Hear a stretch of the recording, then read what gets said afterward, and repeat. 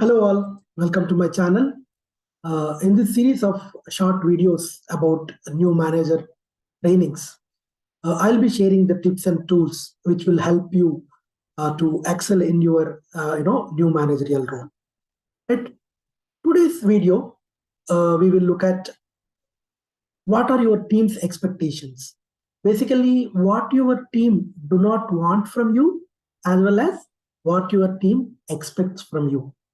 Okay, so when you look at what your team do not want from you, right? Basically, they do not want toxic managers, right? So what is toxic manager? Toxic managers are those people who only look for their benefits, right? They don't care about what happens to the team. They always want recognition and appreciation from for them only. They always want to grow. They don't care. They don't care about growth of their team members, and they do not give proper credit to the team members, but steals the credit from others. That means if a team accomplishes anything, and they take entire credit, but at the same time, if there is something wrong, or if the team fails, then they don't take credit for failure, but they blame other people. And toxic managers are also, they just give the task. They do not provide any direction. They do not provide any support and guidance, right? They just say, you have to do this by hook or crook. I don't care. How do you do that? And they also always wants to have the control, right? Everything they want to verify, everything they want to, go through them only, right? They don't empower you. They don't delegate anything to you. And then they also do not own their team members. Means when the discussions about performance reviews, or when the discussions about promotion opportunities come, they never stand up for their team members. And the team members also do not want managers to micromanage them or macromanage them. What is the micromanagement?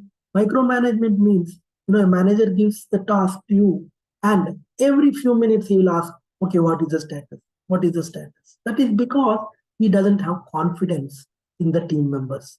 And what is the macro management? Macro management is more of just they give the task and they don't support you. They don't care. How do you do that? They don't even check whether everything is going fine or not. They don't even check whether any support is required or not. So these are all the characteristics of the toxic managers, and definitely the team members do not want to work with managers like that.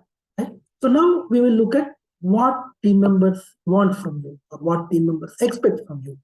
Right? Definitely, the team members want you to understand their strengths, opportunities, what are their interests, and what are their aspirations, so that you can work with them and you can make them more effective at their work, right? And they want you to be there for them in the in the case of an emergency, or in the case of crisis. And they want you to provide psychological safety. What is psychological safety means? You need to provide them the space for them to express their views. You need to provide them the space for them to express their opinion without any fear of any repercussions. Right? They cannot say that I don't want to talk anything to my manager because whatever says he doesn't like, he doesn't listen, right? But they want you to listen to them. They want you to provide that kind of space and psychological safety for them, and they want you to be there for with them.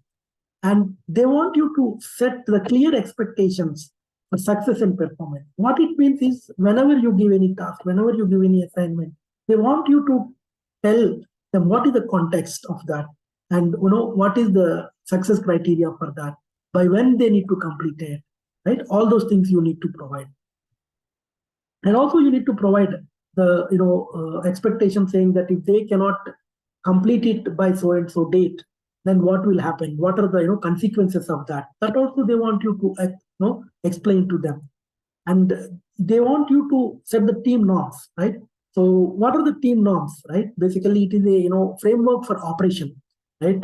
What is that you expect from your team members? They want to know that, right? Whether you like people to be on time, or whether you like people to be behave respectfully with others. What is that? So they want you to set that kind of framework or the norms, so that they can all operate within the framework, right? Otherwise, what will happen is you may expect something, and if you are not expressing that to your team, they think that maybe you are very lenient or maybe you are very strict, but they don't know. So they want you to clearly set the boundaries, and then they want you to match your words with actions. That is basically walk the talk, right? So whatever you say, you have to follow it. You cannot preach without practicing it. And then the body language also should show whatever you're talking, and your body language should match, right? And then that is how you build the trust with them. Okay. And then they want you to have a regular interactions. Again, just because you become a manager, it is not that you sit in a corner and order everybody to do that, this kind of thing. They want you to mingle with them. They want you to interact with them so that you will know what is the ground reality, and you can understand what struggles they are facing, and you can provide the required support. And they want you to build a high performing team, because nobody wants to fail, right? Everybody is working for a purpose and nobody wants to fail. So they want you to take the lead and build a high performing team. And then they want you to provide constructive feedback. Yes, they all understand that they may sometimes do some mistakes. Okay, at the same time, they expect you to tell them, okay, how to correct that, and how to address that in the future. That nobody would like you to criticize them, or they don't want you to shout at them. They want you to understand why the problem happened, what are the root causes, and then how can we move on, right? That is more important. And then last but not the least, very, very important, they want you to recognize them for their work. Very, very important. Many times, people, managers, they only think that, okay, I have to find the faults, but that is not the case. You need to recognize your team for their accomplishments, and then that recognition should be in the public, in front of the team, right? So you can always criticize, or you can always give a constructive feedback in private, right? But when it comes to recognition, you should always give it in public. Okay, so these are the things team members expect from you. Okay, so let's move